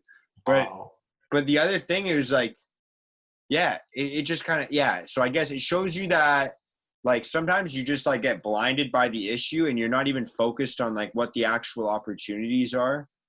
But then as well, it kind of just made me feel so much better when I was like going for a bike ride, bro. And like my hand is literally throbbing and still bleeding. And I'm just sitting there on my bike ride and I'm just trying not to lean on that hand. And I was just thinking in my head, I was like, yo, as much as like the first 20 minutes of it was brutal. I was like, this is stupid. I want to turn around. I should be icing my hand. I should be taking care of myself. I'm like sweating into my open wound right now. Like this is stupid. And then after that, the next 20 minutes, I felt like a rock star, man. I felt like I tuned into that like Rocky Balboa when he's like running through the snow with the log on his back type deal. Like I was like, dude, this is it. This is it. Like this is the grinder mode. Like this is, and like it's so easy to flip into that, man. But it takes me, I guess, like 20 minutes, I guess, and just doing the action. doing the action. And you know what, Mark? One thing you should appreciate about yourself, I'm going to feed your ego a little bit. How many people would Keep have it just coming. said, yeah, here we go, here Yeah. you go. Keep And I it have coming. something to say to your viewers after this too. Um, how many people do you think would have sat in that hospital bed and said, screw it, I'm going to go and heal my finger and then go back on this challenge. I am not going to go work out right now. You know how many people would have said that? So many. It's so easy when something like that comes out to just say, oh, you know what? I can't do it. The fingers, I'm gonna go on it later. And we convince ourselves in our mind that it's okay to fail because of something that happened out Dude, here. I was like on the first step of that journey when I started doubting if I could work out. Yeah, but you convince yourself to go and do it, and you're on the bike, and you were gonna remember that more than any other easy day. I promise you that. You were gonna think back and be like, wow, that dude is a beast. And when you think about yourself that way, your identity is gonna start to shift. And that's just such a powerful thing right there. You should really appreciate yourself for going through that, because that's a sign of separation from the pack. Yeah, I'd say that it's like more of a mental feat than a physical feat, because I don't think that going on a Yes. bike ride with a bleeding finger is like a very difficult thing to do. Literally anyone could do it. Pick up a Mhm. sheet of paper the wrong way, get a paper cut, go for a bike ride. Not a tough thing to do. Yeah. But the Yeah. difficulty for me was the mentality. Like it was like the mental shift of like, oh man, I'm in pain now. This sucks. I haven't drank enough water. I haven't done my reading. And maybe I should sacrifice this time for my reading. Like I was going through all of these little mental loops, and like I just kind of got to the point where I look at the doctor. I said, "Can I work out?" And she's like, "Yeah." What are you talking about? And I was like, "Oh, okay, sweet. That's all I needed." Like that was literally it, you know? Wow. And so like sometimes it just comes from even like verbalizing the problem, I guess. Like it's like, "Hey, dude, can I do this?" And then someone's like, "Yeah, go for it." And you're like, "Oh, okay, sweet." Like, "Oh, that's it." Mhm. Mhm. Mhm. Now, so let's use the if then situation, because you taught me this today, right? Yeah. What if the doctor said, "Oh, you probably shouldn't work out"? What would you do then? I've had that before. And I guess like if then would be like if I'm told that I can't work out, then I'll find some sort of a way I possibly can move. And so like a long time ago, this is not professional advice I would give to somebody. I actually don't recommend you do this at all. But when I was 19 years old, I was doing my first and only bodybuilding competition. It was junior bodybuilding, Popeye's Fall Classic. And I was pretty much prepping by myself. I didn't have like a coach or anything like that. I was just being helped by one of my buddies. And about 5 weeks out, I was still lifting like as heavy as I possibly could while I was dieting pretty aggressively. And I remember there was a point where I was like, I think I broke one of my ribs. Like for some reason, whenever I move wrong, I can't breathe. Like all of a sudden my breath just gets taken from me. And I remember going to my doctor and I was like, what's going on, doc? Like, I think I broke a rib. And she's like, can you move around? Can you do this? Can you breathe here? And she's like, you definitely don't have a broken rib. Take your shirt off, like move around a little bit. And then she ends up taking me to a physio as well. Well, not taking me, but referring me. So I see a couple people and the results come back and they're like, dude, you've torn your serratus. So it's like the muscle that holds your rib cage to your spine in the very back here. It ties all the way around, but that's where I tore it, was where it ties into your spine. And I was 5 weeks out from my show. And they were like, dude, you shouldn't be like doing much at all. Like you can just go to work, like as long as your work's not physical, and like chill out, man. Like you've got a torn muscle in your back and it's attached to your spine. And so if you had asked me at that time, if you got told you couldn't work out, then what would you do? Bro, you know what I did? I went and squatted that day. It didn't affect me. And then that really, really hurt really badly. And I was like, well, I guess I can't squat again. Like, I guess like for me, like it was deadlifting and squatting were out of the question. I tried it. I did one set with a barbell on my back and my back felt like I was about to be in a wheelchair. I was like, this does not feel good. So I still went to the gym twice a day, but I limited myself to any exercise where I didn't have to move that way at all. Pretty much it was just machine work. Like I was sitting in like a chest press and I would do it one armed and just kind of push it sideways. So I just didn't have to move that muscle, right? Like that was the way I was thinking, is like, well, what can I do? Like what's the bare minimum? What can I do at this point? Because I'm 5 weeks out from a bodybuilding show. There's no way, like after committing this much time, money, and energy, that I'm backing out of this bodybuilding show. Like that's just the way so maybe it didn't serve me best because I still deal with that injury to this day. I'm 25, so it's been 6 years of just like kind of semi doing physio for it. It sucks, but that's just how I am, right? Like I don't think it served me well. I only placed 5th in that show and I was pretty choked about that. And there was just a lot of like kind of negativity that probably could have been avoided. But that's just like how my mentality was at the time. Right. And that just shows the power of a made up mind. And sometimes maybe even though it didn't serve you that well in that scenario, but I think having a certain level of stubbornness is important, and not being easy to shift off of something when you really want it, if it's going to be good for you. And so I think, you having that and you saying like you can be a little bit extreme, rowdy, fired up and, even stubborn and not listening to a certain point, you learn from failure. I think when you can harness that in the most positive way, it will serve you big time, my friend, because putting your mind onto something and saying, I don't care what happens, I'm going to make sure that it happens, then that's how you're going to get to the dreamland right there. That's how you're going to get to places that most people don't achieve. And similar thing happened with me when I was not to this any extreme state, but like one of my closest mentors, when I went on 75 hard this time and I did it, I was like, it was within the first 10 days for sure. And he asked me, he was like, oh, like I saw your Instagram, you're on 75 hard. I was like, yeah, I just started it. I started it up. I'm going to finish it. And he laughs. We're on a Zoom call. He laughs in my face and he's like, let me know what day you fail on. And I don't know if he did that on purpose to get me like going, or if it was actually doubting me, right? Which either way, whatever way it was, that pissed me off. And what that did was that put me even straighter on the line that I was at. I am like, this asshole, right? Told me that he laughed at me and doubted me. I'm going to go and show him what's up. And I'm going to go. And so sometimes like those negative things in our environment can actually fuel us to go further down that path too. Yeah, it's a tough one. You got to have like kind of the neurological circuits already set up in that way. I just find for myself, like I didn't even realize this about myself at the time. So it's not like I was able to see it happening, but I've realized it afterwards looking back. And I realized that I was in such a dark place, man. Like really just like didn't have much self-worth. And I was kind of just so desperate for a change that I would latch on to anything that made me feel good. And that became my whole world. And it became obsessive. Like that's kind of where I was coming from.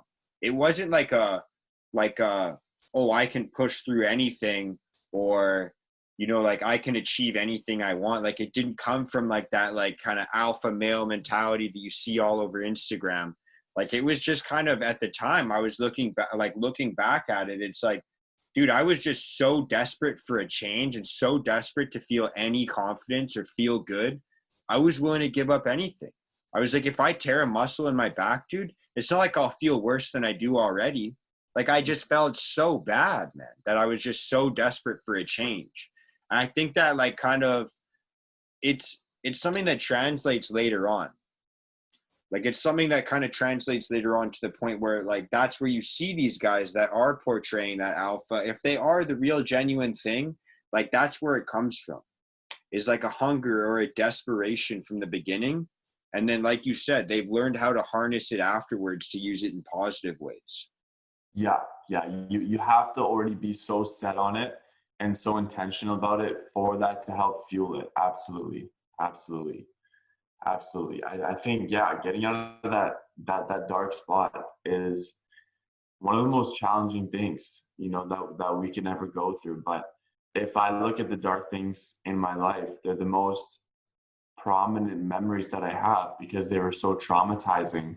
But I also know that I wouldn't be the person that I am today without going through those things, right? And being able to look in the mirror and say, dude, like, just remember, like, whatever's happening right now in your daily challenges, just remember where you came from and the progress that you've made. And so it's a rewarding feeling to look back at those challenges. And even if you're in a dark time right now, you can still probably look back on your life and find another dark time that you were in.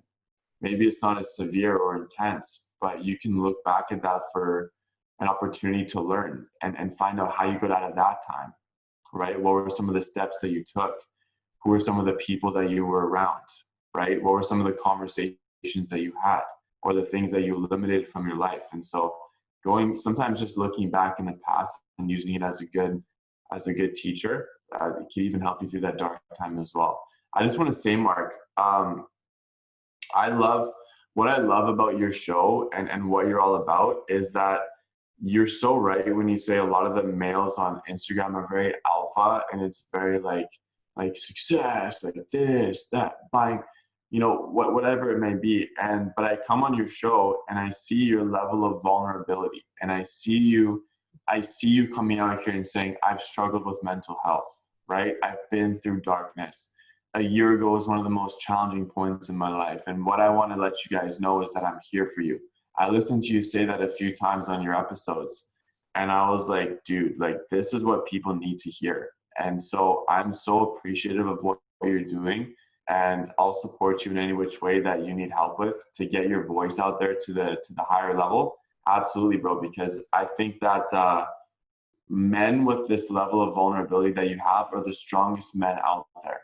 And you will resonate with so many more people than just the guy that comes on and shows that he's this success alpha dude. Like you are going to touch hearts, man. And so I really appreciate what you're doing, man. I really support that. Thank you, bro. I really appreciate that. Thank you, man. That's actually, Jesus, man. That's, I didn't expect that. And thank you, man. I appreciate that a lot. Absolutely. Absolutely. My man. It's 11:40 now. Good morning, everybody, by the way. I didn't say this yet, but good morning, good afternoon, good evening, whatever time you're listening to this at. But, dude, it's 11:40 now. We've been chatting for about 2 hours. I'm going to let you go pretty quick. But I don't know if you've listened, like, to any of the other, podcasts or interviews. I want to let you know, man, I don't do my own outros. So you're actually going to do it for me. I'm really lazy that way. But before I kind of let you take the stage, I'll just say this, man. I'll just say this. Thank you so much for this, man. This was a sick conversation. And I didn't take notes for this because I wrote down just the name of Ed Milet. But I didn't take notes. I'm going to listen to it again and take my notes afterwards just because I wanted to listen to you a lot. And I get that privilege because it's my recording, so I can do that. You'll do the same thing later because I just want to let people know as well. Like Matt said earlier, I'm actually going to be on his show as well in the upcoming weeks. So it's going to be pretty sick. If you like this kind of conversation, be sure to check his out as well, because I'm sure it's going to be like similar themed. We're going to talk about the same things, but it will not be a repeat of this. So it'll be definitely more content like this. Matt, I don't do my own outros, so here's the requirements that I have for my outro, because you're going to do it for me and you can just freestyle it. So that's the way I like it. There's no way to prepare for it. There's 2 things I require. You need to tell people where they can find you. Okay. And you need to give them a positive message, and that's it. And then we say peace out. All right. Sounds good. What a privilege, man. Thank you again for this opportunity. It was a great conversation. And yes, next week you're going to hear less about me babbling and more about Mark babbling. So I'll be asking him the questions this time. Y'all can find me on my Instagram handle at Matt Chima. Shoot me a DM, right? Give me a follow. Let's connect. I'm always looking to connect with people that are chasing the good life, that want to better themselves. And so we want to create a positive community. And I trust that anybody listening to Mark would be a friend of mine as well. So you can find me at Matt Chima. And the message that I have today for you is that the only limits that you have are the ones that you have placed on yourself. And you are no different than any other person that you look up to in life that's been to the places that where you want to go. So you can get there, right? There is a path for you to follow. You were born with a gift, and I hope that you find it in yourself to go and pursue that. And so that's the message that I have, the positivity message. Thanks again, Mark. I appreciate that. Are we gonna say peace out together, or are we gonna? We can yell peace out. Yeah, I'm just going to say this one last thing, man. If you're brand new to this stuff, if you've never seen it before, you've never listened to it before, you've never heard us say anything like that, you've never heard my name, you've never heard Matt's name, then this is the kind of stuff that we talk about.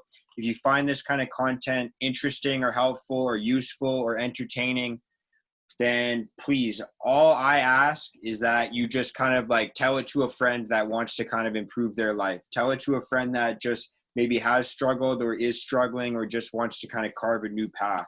Like, I don't make money off this stuff. I'm not asking you to donate to me or pay me or anything like that. My intention is to try and help people. So if you know someone that could benefit from this, all I'm asking is you refer it to them. And if you have heard this stuff before, then thank you so much for supporting this kind of stuff, man. Like, that's all I wanted to say. Thank you guys so much. Because every time someone says that they see value in this, it just makes me feel like I'm on the right path. So thank you guys so much, man. That's it. That's it, man. Beautiful. We're throwing up the peace out. This will be the thumbnail right here. Bang. Peace out. Peace out.